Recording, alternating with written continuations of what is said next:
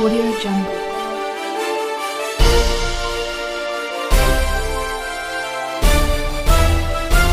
Audio Jungle.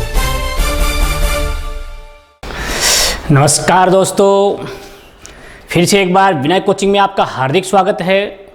आज हम भारत के अफवाह तंत्र के अंदर जो आपका नेक्स्ट टॉपिक चल रहा है, गंगा नदी के बाद में नेक्स्ट टॉपिक आपने पढ़ा ब्रह्मपुत्र नदी। तो आज के इस चैप्टर में ब्रह्मपुत्र नदी के बारे में अध्ययन करेंगे दोस्तों। तो जल्दी से लाइव हो जाइए, जुड़ जाइए और आज इस चैप्टर को आपको पूरा देखना है ताकि आपको कुछ अच्छी जानकारी जो है वो और अधिक मिलेगी इस चैप्टर के अंदर दोस्तों। तो आज का जो चैप्टर है वो है अपना ब्रह्मपुत्र नदी और इसी के चैप्टर के बारे में आज चर्चा करेंगे। इस नदी के बारे में दोस्तों पहले आपने काफ़ी बार सुन लिया है, पढ़ा भी है। आज उसी चैप्टर को आगे बढ़ाते हैं और इस चैप्टर के अंदर कुछ नई बातें जो है वो आपको विशेष याद रखनी है दोस्तों। तो आज का चैप्टर जो है इसको स्टार्ट करते हैं, ब्रह्मपुत्र नदी। देखो दोस्तों, तो लगे रहो वीडियो के ऊपर, अंत तक इस वीडियो को बनाए रखो, देखते रहो ताकि इस टॉपिक में जो भी नया पॉइंट आ रहा है उसकी जानकारी जो है वो आपको मिले। तो सबसे पहले बात करते हैं दोस्तों, ब्रह्मपुत्र नदी जो है इससे का अफवाह क्षेत्र देखते हैं पहले कि कैसे ये फैली हुई है, उसके बाद में इसके मुख्य तथ्यों के बारे में चर्चा करेंगे। तो देखो सबसे पहले हम भारत के मानचित्र में देखते हैं। हाँ दोस्तों, देखो मानचित्र के माध्यम से काफ़ी जानकारी जो है वो अपने लिए सरल हो जाती है। इसीलिए जो भी टॉपिक अपन पढ़ रहे हैं उसमें पहले भारत के मानचित्र के माध्यम से इस ब्रह्मपुत्र नदी के बारे में दोस्तों चर्चा कर रहे हैं। हाँ देखो दोस्तों, ब्रह्मपुत्र नदी जो है यहां अपन बात करेंगे, ये हो गई यहां से निकलती है अर्थात चीन तिब्बत जो है दोस्तों, यहां से ब्रह्मपुत्र नदी का उद्गम जो है ये मानसरोवर जो झील है, इस मानसरोवर झील के निकट जो है आपका चेमायुंगडुंग दर्रा जो है, चेमायुंगडुंग जो दर्रा है, इस दर्रे से जो आपकी ब्रह्मपुत्र नदी है इसका उद्गम होता है दोस्तों। ये आपने काफी बार पढ़ा है। हाँ, यहां एक चीज याद रखना दोस्तों कि ये जो आपका ब्रह्मपुत्र नदी का उद्गम क्षेत्र है, ये उद्गम क्षेत्र जो आपका तिब्बत देश है, राज्य है, चीन का देश है, इस तिब्बत का एक जिला है जिसका नाम याद रखना दोस्तों तुरंग जिला। और इस तुरंग जिले के अंदर जो आपकी मानसरोवर झील है, यहां से आपकी जो ब्रह्मपुत्र नदी है, इस नदी का उद्गम जो है तिब्बत का तुरंग जिला जो है यहां से होता है दोस्तों। एक चीज दोस्तों आपने पढ़ी होगी कि भारत में जो भी नदियां प्रवाहित होती है, भारत में जितनी भी नदियां प्रवाहित होती है दोस्तों, वो सभी नदियां स्त्रीलिंग में मानी जाती है। तो याद रखना, यदि अपवाद की बात करते हैं, याद रखना दोस्तों, यदि अपवाद की बात करते हैं कि ब्रह्मपुत्र नदी जो है ये भारत में जो भी नदियां हैं वो सब स्त्रीलिंग के रूप में मानी जाती है। अपवाद के रूप में आपको किसका नाम याद रखना है दोस्तों? तो याद रखना ब्रह्मपुत्र नदी जो है ये भारत में अपवाद के रूप में है, अर्थात स्त्रीलिंग के अंदर शामिल नहीं की जाती है। ठीक है, अब एक चीज आपको याद रखना है कि ब्रह्मपुत्र जो है, देखो दोस्तों ब्रह्मपुत्र जो है इसका शाब्दिक अर्थ देखते हैं। तो देखो क्या है इसका मतलब है, ब्रह्मा का पुत्र। याद रखना दोस्तों, ब्रह्मपुत्र नदी जो है, इस ब्रह्मपुत्र का शाब्दिक अर्थ जो है वो ब्रह्मा का पुत्र है। इसीलिए क्या है कि ये पुत्र अर्थात जो है स्त्रीलिंग के अंदर इसको शामिल नहीं करते हैं, अपवाद के रूप में इसको माना जाता है। यदि अपवाह क्षेत्र की बात करते हैं तो यहां से निकलने के बाद में ये नदी ऐसे प्रवाहित होती है और यहां से ऐसे प्रवाहित होते हुए एंड में जो इधर से आपकी आ रही है गंगा नदी, और यहां इस गंगा नदी का अपवाह क्षेत्र जो है वो ऐसे फैला हुआ है। और इस प्रकार जो है ये जो आपकी ब्रह्मपुत्र नदी है ये ऐसे 3 देशों से प्रवाहित होती है दोस्तों, याद रखना, जिनके बारे में आपने काफी बार अध्ययन भी किया है। तो देखो, तो लगे रहो वीडियो के ऊपर, एंड तक देखना दोस्तों ताकि आपको हर चीज जो है वो दोबारा क्लियर हो जाएगी, जो भी दिमाग में समस्या चल रही है वो भी क्लियर हो जाएगी। तो देखो यहां से अपन ब्रह्मपुत्र नदी के बारे में अध्ययन कर रहे हैं। ये अपना ब्रह्मपुत्र नदी का जो मुख्य मार्ग है ये मार्ग मिलता है। अब यहां आपने पढ़ा होगा दोस्तों, यहां कुछ तथ्य साथ में लेते हैं। कुल लंबाई की बात करते हैं, देखो दोस्तों इसकी, तो कुल लंबाई जो है इस ब्रह्मपुत्र नदी की आपने काफी बार पढ़ी है, 2900 किलोमीटर ब्रह्मपुत्र नदी की जो है वो कुल लंबाई है। यदि गहराई की बात करते हैं दोस्तों तो लगभग 38 मीटर इसकी औसत गहराई है। यदि अधिकतम गहराई की बात करते हैं, अधिकतम जो गहराई है वो इसकी लगभग 120 मीटर के मध्य इसकी अधिकतम गहराई मानी जाती है, जबकि औसत गहराई जो है वो लगभग 38 मीटर जो है वो इस ब्रह्मपुत्र की मानी जाती है। तिब्बत में आपने पढ़ा है इस नदी को किस नाम से जानते हैं दोस्तों, तो आपने पढ़ा है सांगपो जो है ये तिब्बती में इस ब्रह्मपुत्र नदी को कहते हैं। यहां आपने पढ़ा है कि ब्रह्मपुत्र नदी जो है एक तो आपकी तिब्बत चीन के अंदर प्रवाहित होती है, एक भारत में प्रवाहित होती है और एक जो आपका बांग्लादेश है इस बांग्लादेश में प्रवाहित होती है। अर्थात 3 देशों के अंदर प्रवाहित होते हुए ये जो आपकी नदी है ये नदी एंड में जो आपकी बंगाल की खाड़ी है इस बंगाल की खाड़ी के अंदर गिरती है।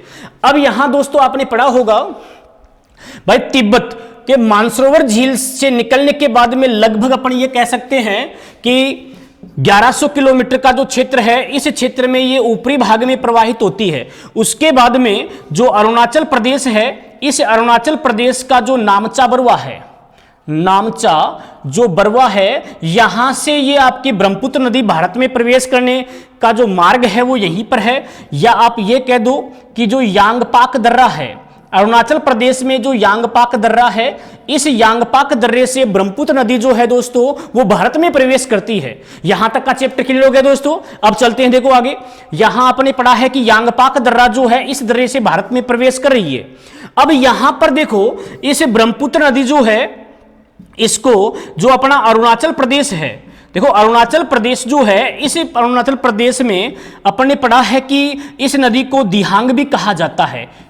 दिहांग नदी के रूप में भी इस अरुणाचल प्रदेश के अंदर इस ब्रह्मपुत्र नदी को माना जाता है, इसका नाम जो है वो जाना जाता है।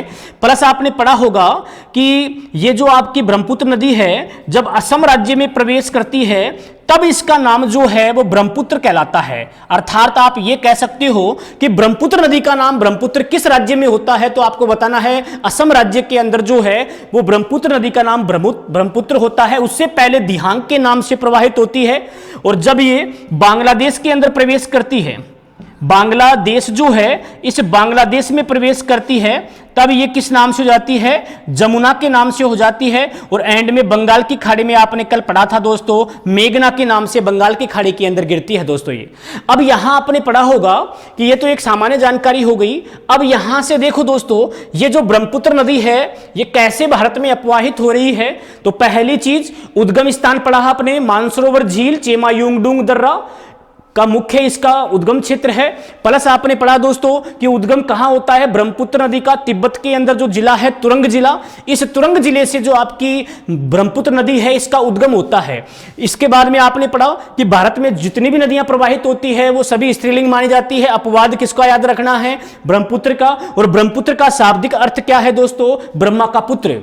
इसके बारे में नेक्स्ट पढ़ा आपने 1100 किलोमीटर जो दोस्तों ये जो आपकी नदी है ये तिब्बत वाले क्षेत्र में प्रवाहित होती है। उसके बाद में यानी कि पूर्व से पश्चिम से पूर्व दिशा की ओर ये 1100 किलोमीटर से अबव यहां प्रवाहित होती है। उसके बाद में अरुणाचल प्रदेश में नामचा बरवा जो है पूर्वी हिमालय की सबसे ऊंची चोटी भी है ये, ठीक है। 7,756 मीटर की ऊंचाई है दोस्तों इस चोटी की। और इस क्षेत्र में ये आपकी यांगपाक दर्रे से भारत में प्रवेश करती है और यहां पर गहरे गार्ज का निर्माण करती है, कैनियन का निर्माण करती है। मैंने आपको पहले बताया था कौन सा गार्ज, कोरबा गार्ज। और कोरबा गार्ज जो है ये गार्ज किस नदी के द्वारा बनाया गया है, तो आंसर क्या देना है दोस्तों, ब्रह्मपुत्र नदी जो है इस नदी के द्वारा क्या बनाया गया है, कोरबा गार्ज जो है ये बनाया गया है। तो लगे रहो। देखो कुछ कैंडिडेट जो है वो सही नहीं पढ़ पा रहे हैं या कोई समस्या है तो आप कमेंट के माध्यम से भी दोस्तों उस समस्या का समाधान कर सकते हैं। देखो समय आपके पास में, आप सोच रहे होंगे कि लॉकडाउन चल रहा है, अभी समय काफी पड़ा है, समय कुछ ही नहीं है। अपना मैटर इतना लंबा है कि आप समय होते हुए भी नहीं पढ़ पाओगे। तो निरंतर आप हर टॉपिक को क्लियर करते रहे। यदि कोई समस्या है तो आप बता सकते हैं। इसके अलावा जो टॉपिक चल रहे हैं उनसे संबंधित अधिक जानकारी जो है अपनी सहायक सामग्री के माध्यम से भी लेते रहे। यदि समझ में नहीं आता है तो आप हमसे सहायता ले सकते हैं दोस्तों। तो देखो यहां पर पढ़ा कि कोरबा गार्ज का निर्माण जो है वो किसने किया है, तो ब्रह्मपुत्र नदी के द्वारा किया गया है। अब यहां आपने पढ़ा होगा, हाँ, ब्रह्मपुत्र नदी जो है इसके कुछ तथ्य देखते हैं। पहली चीज यहां तक समझ गए दोस्तों। अब देखो यहां से आगे चलते हैं। ब्रह्मपुत्र नदी जो है इस नदी की खोज कैसे हुई थी उसकी चर्चा करते हैं दोस्तों पहले। तो देखो ब्रह्मपुत्र नदी जो है इसका जो खोज कार्य है ये खोज कार्य 18वीं शताब्दी के अंदर स्टार्ट होता है दोस्तों। अर्थात आप ये कह दो कि 18वीं शताब्दी तक क्या है, ब्रह्मपुत्र नदी जो है इसका विशेष कोई नाम है, कोई खोज कार्य है, वो स्टार्ट होता है। और विधिवत अपन कहेंगे कि 19वीं शताब्दी जो है, इस 19वीं शताब्दी के अंदर जाके इस ब्रह्मपुत्र नदी का विधिवत मार्ग जो है ये ब्रिटिश अभियान जो है उसके माध्यम से खोजा गया था। ठीक है, अब यहां आपने पढ़ा होगा दोस्तों, लगभग आपने देखा होगा 1884 के अंदर एक अभियान भी आया था, चैलेंजर अभियान, जिसके 1900 सॉरी, और उसके दौरान काफी गर्तों का जो खोज कार्य है वो भी हुआ था चैलेंजर अभियान के तहत। तो इसी तहत अपन बात यहां कर रहे हैं। 18वीं शताब्दी के अंदर जो है इसका खोज कार्य स्टार्ट होता है। अब एक चीज आपको याद रखनी है दोस्तों, हाँ देखो 1954 जो है, इस 1954 के अंदर जो ब्रह्मपुत्र नदी है, इस ब्रह्मपुत्र नदी के अंदर इसके जल का उपयोग करने के लिए कुछ बांधों का निर्माण कार्य जो है, ये निर्माण कार्य 1954 के अंदर भारत के अंदर किया जाता है। इसके बाद में याद रखना दोस्तों, 1962 के बाद अर्थात 1963 के अंदर क्या होता है कि ब्रह्मपुत्र नदी जो है, इस ब्रह्मपुत्र नदी के ऊपर आवागमन के लिए क्या है, एक पुल ब्रिज का निर्माण किया जाता है। और वो ब्रिज जो है आपका, एक तो रेल ब्रिज के दो, सड़क ब्रिज दोनों कमांड के रूप में क्या है, इस ब्रह्मपुत्र नदी के ऊपर 1963 में बनना स्टार्ट होता है। कहां होता है तो आपको बताना है, गुवाहाटी जो है, असम के अंदर जो गुवाहाटी है, यहां पर दोस्तों ब्रह्मपुत्र नदी जो है इसका जो पुल है इसके ऊपर वो बनाने का काम स्टार्ट होता है 1963 के अंदर। यहां एक चीज आपको याद रखना है, यदि क्वेश्चन पूछ ले कि ब्रह्मपुत्र नदी के ऊपर मुख्य जो शहरों के नाम पूछ ले आपसे कौन कौन से मिलते हैं, तो एक तो आपने पढ़ा है दोस्तों गुवाहाटी। ये गुवाहाटी असम का जो शहर है ये किस नदी के ऊपर बसा हुआ है, तो आपको बताना है गुवाहाटी के अंदर।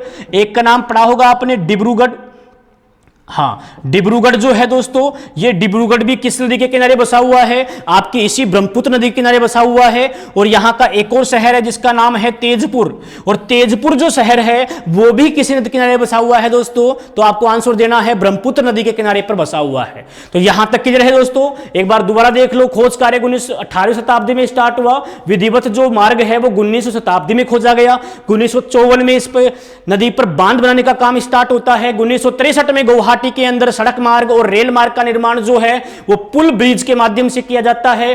ब्रह्मपुत्र नदी के ऊपर बसे हुए प्रधान जो शहर है भारत में, तो उसमें एक तो गुवाहाटी है, एक डिब्रूगढ़ है, और तीसरा कौन सा है दोस्तों, तेजपुर। ये तीन नाम जो है वो मुख्य आपको याद रखने हैं। इसके बाद में देखो नेक्स्ट चलते हैं, 1988 की बात करते हैं दोस्तों। 1988 में, इससे पहले मैंने क्या बताया था 1986 में, तो यहां आपको क्या याद रखना है कि 1988 के अंदर जो ब्रह्मपुत्र नदी है, इस ब्रह्मपुत्र नदी के ऊपर एक राष्ट्रीय जलमार्ग बनाया गया। कौन से नंबर का, दूसरे नंबर का। तो याद रखना दोस्तों 1988 के अंदर जो आपकी ब्रह्मपुत्र नदी है, इस ब्रह्मपुत्र नदी के ऊपर दूसरा राष्ट्रीय जलमार्ग जो है, ये राष्ट्रीय जलमार्ग बनाया गया था आपकी ब्रह्मपुत्र नदी के ऊपर। ठीक है, जबकि पहला मैंने बताया था 22 अक्टूबर 1986 को कहां बना था दोस्तों, गंगा नदी के ऊपर इलाहाबाद से लेकर हल्दिया के बीच में 1600 किलोमीटर, लगभग 1620 किलोमीटर की लंबाई के अंदर वो राष्ट्रीय जलमार्ग था। उसके बाद में 2 नंबर का राष्ट्रीय जलमार्ग कहां बनाया गया, ब्रह्मपुत्र नदी के अंदर। और ये नदी जो राष्ट्रीय जलमार्ग है वो कब बना था, 1988 के अंदर बना था दोस्तों। अब देखते हैं आगे। इसके बाद में यदि इस मार्ग की लंबाई की बात करते हैं तो 891 किलोमीटर इसकी औसत लंबाई है। कहां से कहां तक है, तो आपको याद रखना है सदिया से धुबरी। सदिया से धुबरी राज्य की बात करेंगे तो राज्य कौन सा बताना है, असम। तो हो गया याद। दोबारा देखो 1988 ब्रह्मपुत्र नदी, दूसरा राष्ट्रीय जलमार्ग, राज्य असम, लंबाई 891 किलोमीटर, स्थान सदिया से धुबरी। और इसके बाद में ये जो आपकी ब्रह्मपुत्र नदी है धुबरी के बाद में कहां प्रवेश कर जाती है, इसे आपके बांग्लादेश में प्रवेश कर जाती है। यदि मुख्य क्षेत्र देखते हैं भारत में तो असम राज्य जो है यही इसे ब्रह्मपुत्र नदी का मुख्य अपवाह राज्य जो है वो कहलाता है। आपने पढ़ा होगा माजुली द्वीप का नाम आपने खूब बार सुना है, माजुली द्वीप। और माजुली द्वीप जो है ये एक नदीय द्वीप है, और ये द्वीप जो है विश्व का सबसे बड़ा नदीय द्वीप है। असम राज्य के अंदर जो ब्रह्मपुत्र नदी है वो 2 धाराओं में बढ़ जाती है, बीच में जो जलीय भाग बनता है वही जलीय भाग क्या है, माजुली द्वीप है, जिसको जिला भी घोषित कर दिया गया है। और ये जो है विश्व का सबसे बड़ा नदीय द्वीप जो है वो माना जाता है। यहां आपने पढ़ा होगा कि ब्रह्मपुत्र नदी जो है ये क्या है, 2 धाराओं में बढ़ती है। तो यहां पर एक शब्दावली आती है जिसका नाम क्या है, गुम्फित नदी। गुम्फित नदी याद रखना दोस्तों, क्वेश्चन पूछ ले कि भारत में प्रवाहित होने वाली वह नदी जिसे गुम्फित नदी कहते हैं, तो आंसर क्या दोगे, ब्रह्मपुत्र नदी। अब आपके दिमाग में आ रहा होगा भाई गुम्फित नदी किसे कहते हैं, तो अपनी भाषा में क्या कहोगे, गुमेड़ी, अर्थात गुमी हुई नदी को क्या कहते हैं, गुम्फित नदी कहते हैं। या परिभाषा देखें, डेफिनेशन देखते हैं, तो आंसर क्या देना है, वह नदी जो अपने प्रवाहित मार्ग में अनेक धाराओं में विभाजित हो जाती है और कालांतर में वे सभी धाराएं वापस आके मिल जाती है, तो इस प्रकार की नदी के अपवाह क्षेत्र को क्या कहा जाता है, गुम्फित नदी का क्षेत्र कहा जाता है। और एग्जाम्पल के रूप में आपको क्या बताएं दोस्तों, आपकी जो ब्रह्मपुत्र नदी है, ये नदी क्या है, आपकी गुम्फित नदी के रूप में जानी जाती है। आपने पढ़ा होगा एक नदी का नाम, प्रसिद्ध नदी का नाम जो काफी बार एग्जाम में पूछते हैं, बराक नदी।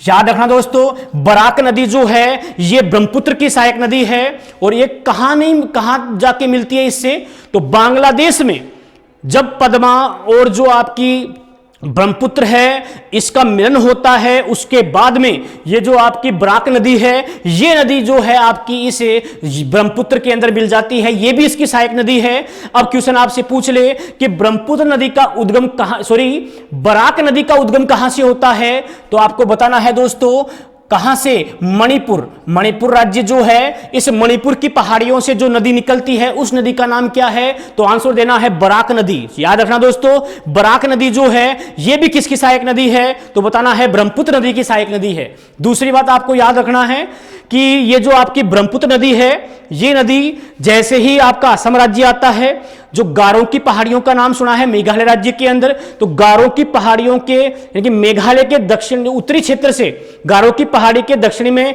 इसका घुमाव आता है और वहां से ये क्या है, आगे चल के इसे बांग्लादेश में प्रवेश कर जाती है। एक प्रधान नदी का नाम पड़ा होगा दोस्तों, तिस्ता। तिस्ता का नाम आपने खूब सुना है। ये तिस्ता नदी जो है ये भी किसकी सहायक नदी है दोस्तों, तो आपको बताना है ब्रह्मपुत्र नदी जो है इसी की सहायक नदी जो है वो कौन सी है, आपकी तिस्ता नदी है दोस्तों। तो यहां तक का चैप्टर क्लियर हो गया दोस्तों। एक बार दोबारा देखो, फिर चलते हैं आगे। तो आपने पढ़ा है कि ब्रह्मपुत्र नदी का खोज कार्य कब स्टार्ट हुआ, तो बताना है 18वीं शताब्दी के अंदर। और इसका विधिवत मार्ग कब खोजा गया, तो ब्रिटिश से जो अभियान है उसके माध्यम से खोजा गया। 19वीं शताब्दी के अंदर जाके इसका खोज कार्य होता है। ठीक है, अब यहां से पढ़ा कि 1954 में जो इसके जल को नियंत्रित करने के लिए बांध कार्य स्टार्ट होता है इसके ऊपर। 1963 के अंदर गुवाहाटी के अंदर क्या है, इस नदी के ऊपर क्या है, पुल और जो आपका रेल ब्रिज है उनका निर्माण कार्य होता है। ब्रह्मपुत्र नदी के ऊपर बसे हुए प्रधान जो शहर है अपने असम राज्य के अंदर, उसमें एक तो है गुवाहाटी, एक है डिब्रूगढ़ और एक कौन सा है आपका तेजपुर। ये 3 प्रधान शहरों के नाम दोस्तों आपको याद रखने हैं। इसके बाद में अपन बात करते हैं 1988 की। तो 1988 के अंदर दोस्तों क्या हुआ था, भारत का दूसरा राष्ट्रीय जलमार्ग बनाया गया। कहां से कहां तक, तो आपको याद रखना है सदिया से धुबरी तक। राज्य का नाम पूछ ले तो असम, लंबाई पूछ ले तो 891 किलोमीटर। और किस नदी के ऊपर बनाया गया है, तो आंसर देना है ब्रह्मपुत्र नदी के ऊपर बनाया गया है। इसके बाद में आपको याद रखना है कि इस ब्रह्मपुत्र नदी के ऊपर के अंदर ही विश्व का सबसे बड़ा जो जलीय द्वीप है जिसका नाम क्या है, माजुली द्वीप। और ये माजुली द्वीप जो है आपकी इसी नदी के ऊपर बना हुआ है दोस्तों। इसके बाद में आपको याद रखना है कि लगभग 644 किलोमीटर जो आपकी ब्रह्मपुत्र नदी है ये तिब्बत वाले क्षेत्र में नौकायन योग्य है।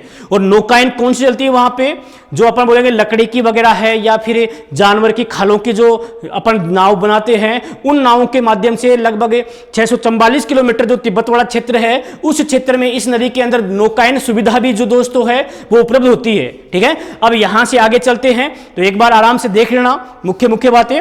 अब यहां से आगे निकलते, हाँ दोस्तों, तो यहां तक का मैटर जो दोस्तों आपने देख लिया होगा। अब यहां से दोस्तों आगे चलते हैं कि ब्रह्मपुत्र नदी जो है इसकी कुछ और जानकारियां जो है वो आपको याद रखनी है। तो कुछ जानकारियां और देखते हैं दोस्तों। तो देखो दोस्तों, निरंतर आप लगातार पूरा वीडियो देखते हैं तो आपको ये ब्रह्मपुत्र नदी जो है इसकी सामान्य जानकारी पूरी उपलब्ध हो जाएगी। ठीक है दोस्तों, इससे जो भी आपने अब तक पढ़ा है उसका रिवाइज भी हो जाएगा, अच्छी जानकारी जो है वो भी आपको मिल जाएगी। ठीक है दोस्तों, अब यहाँ से इस ब्रह्मपुत्र नदी की कुछ जानकारी जो है वो और देख लेते हैं। जैसे आपने पढ़ा होगा दोस्तों, ब्रह्मपुत्र नदी जो है इस ब्रह्मपुत्र नदी के बारे में देखते हैं। हाँ, असम राज्य जो है, इस असम राज्य के अंदर, असम राज्य में ब्रह्मपुत्र नदी जो है, इस ब्रह्मपुत्र नदी को मुलम्बथुर, याद रखना दोस्तों, मुलम्बथुर के नाम से भी ब्रह्मपुत्र नदी के जो आदिवासी लोग हैं, जनजाति लोग हैं, ये इसे मुलम्बथुर कहते हैं, अर्थात भूलने, अर्थात मार्ग भूलने वाली नदी भी कहते हैं। या इस शब्द का शाब्दिक अर्थ निकालते हैं तो कल की आवाज निकलना। मुलम्बथुर का मतलब क्या हो गया दोस्तों? कल की आवाज निकलना। अर्थात आप ये कह सकते हैं कि ब्रह्मपुत्र नदी को यहां के जनजाति लोग जो है वो मुलम्बथुर कहते हैं। दूसरी चीज आपको याद रखना है दोस्तों कि ये जो ब्रह्मपुत्र नदी है, हाँ देखो, एक चीज याद रखना है, आपने सदिया का नाम पढ़ा है दोस्तों, और ये सदिया कहां पड़ता है? आपका असम राज्य के अंदर पड़ता है सदिया। अब यहां क्या बताना है आपको कि ये जो आपकी एक तो दिहांग नदी है और एक जो लोहित नदी है, ये नदियां जो है इस ब्रह्मपुत्र नदी के अंदर आपका जो सदिया है यहां पर आके मिल जाती है। दाएं किनारे से बाएं किनारे से भी देखेंगे। इसके अलावा आपको याद रखना है कि ब्रह्मपुत्र नदी जो है, इस नदी के अंदर हम बात करते हैं कि मुख्य जो अपन कहेंगे कि गोलपारा, याद रखना, यदि अपन बात करते हैं कि जो धुबरी का स्थान आपने पढ़ा है दोस्तों, इस धुबरी के अंदर जो स्थान है जिसका नाम क्या है? गोलपारा। ठीक है, यदि क्वेश्चन ये पूछ ले कि ब्रह्मपुत्र नदी जो है बांग्लादेश में भारत में प्रवाहित होते हुए कौन से स्थान से आगे बढ़ती है, तो आंसर क्या देना है? गोलपारा जो है, इस गोलपारा जो धुबरी में पड़ता है, उसके बाद ब्रह्मपुत्र नदी जो है, ये नदी आपकी कहां गिर जाती है? बांग्लादेश की ओर जो है आगे की ओर निकल जाती है। ठीक है दोस्तों, अब यहां से आगे चलते हैं। यदि ब्रह्मपुत्र नदी की प्रमुख सहायक नदियों की बात करते हैं तो सहायक नदियों के अंदर हम बात करें, जैसे एग्जाम्पल के रूप में देखें, हाँ, एक तो दाएं किनारे से एक बाएं किनारे से बात करते हैं। तो सबसे पहले बाएं किनारे की बात करते हैं दोस्तों कि बाएं किनारे से मुख्य नदियां कौन कौन सी मिलती है। तो एक तो हो गई आपकी दिहांग नदी जो बाएं किनारे से मिलती है, एक हो गई आपकी कौन सी? लोहित नदी, ये भी बाएं किनारे से मिलती है। एक नदी का नाम मुख्य और याद रखना, धनसिरी। ये धनसिरी नदी जो है यह भी क्या है? इस ब्रह्मपुत्र नदी के बाएं किनारे से आके मिलती है। ठीक है दोस्तों, यदि दाएं किनारे की बात करते हैं तो देखो दाएं किनारे से कौन कौन सी नदियां आके मिलती है इसके अंदर, उसकी चर्चा करते हैं। तो सबसे पहले देखो, एक तो कौन सी हो गई? दाएं किनारे से, दाएं किनारे से मिलने वाली प्रमुख नदियां। ठीक है, बाएं किनारे से पड़ी, अब दाएं किनारे से मिलने वाली मुख्य नदियां। बाएं किनारे से 2-3 प्रधान नदियों के नाम याद रखने हैं, एक दिहांग है, लोहित है, धनसिरी है। ये सभी नदियां जो है दाएं किनारे से बाएं किनारे से मिलती है। यदि दाएं किनारे की बात करते हैं तो एक का नाम याद रखना है दोस्तों, हाँ, कामेंग। एक नदी का नाम तो है कामेंग, एक नदी का नाम है मानस, एक नदी का नाम है तिस्ता, एक का नाम है जलंगा, एक का नाम है सुबनसिरी।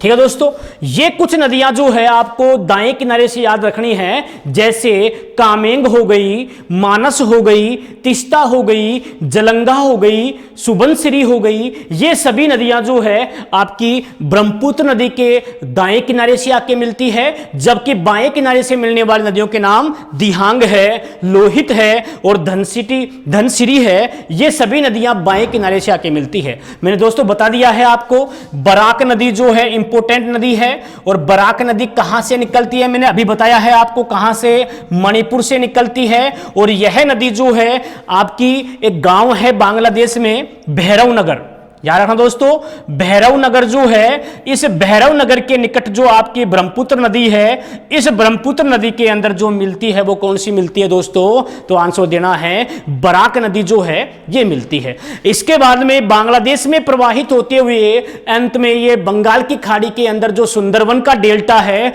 उसी डेल्टे का निर्माण करते हुए बंगाल की खाड़ी में गिरती है।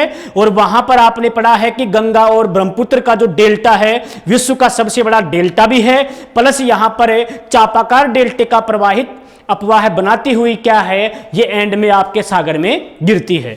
इससे पहले मैंने बताया था आपको कि लगभग 640 किलोमीटर जो तिब्बत का क्षेत्र है, इस तिब्बत के क्षेत्र के अंदर जो आपकी ब्रह्मपुत्र नदी है, ये नदी क्या काम करती है, इसमें नौकायन की सुविधा जो है तिब्बत वाले क्षेत्र में ये मिलती है। ठीक है दोस्तों, मैंने बता दिया आपको कि तिब्बत का मानसरोवर के क्षेत्र जो है वो किस जिले में पड़ता है, तो मैंने बताया था तुरंग जिला जो है, इस तुरंग जिले के अंदर क्या है आपका ये जो मानसरोवर झील का क्षेत्र है ये पड़ता है। अब एक क्वेश्चन इंपॉर्टेंट आपसे और पूछ ले दोस्तों, क्वेश्चन क्या पूछ ले? क्वेश्चन पूछ ले कि ब्रह्मपुत्र नदी जो है, मानसरोवर जो है, देखो मानसरोवर, ये जो मानसरोवर का क्षेत्र है या कह दो आप ब्रह्मपुत्र नदी का जो बेसिन है, ये मानसरोवर झील से किस दर्रे के माध्यम से विभाजित होता है? तो आंसर क्या देना है दोस्तों? किस दर्रे से विभाजित होता है मानसरोवर झील का जो केंद्र है और ब्रह्मपुत्र का जो बेसिन है उसका विभाजन? तो आंसर देना है मरियन ला दर्रा। ठीक है, मरियन ला जो दर्रा है, इस दर्रे के माध्यम से जो आपकी मानसरोवर झील है और प्लस जो आपका ब्रह्मपुत्र नदी का बेसिन है, इनका विभाजन जिस दर्रे से होता है उस दर्रे का नाम क्या है? तो आंसर देना है मरियन ला दर्रा जो है, इसके माध्यम से ही दोनों का केंद्र जो है वो विभाजित होता है।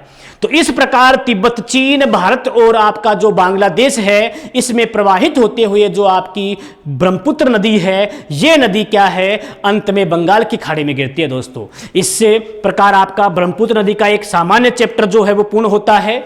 वैसे मैंने आपको पहले पढ़ाया था कि विश्व की बड़ी नदियों की बात करते हैं तो दक्षिणी और दक्षिणी पूर्वी एशिया की एक सबसे बड़ी नदियों के अंदर ये आपकी ब्रह्मपुत्र भी शामिल है।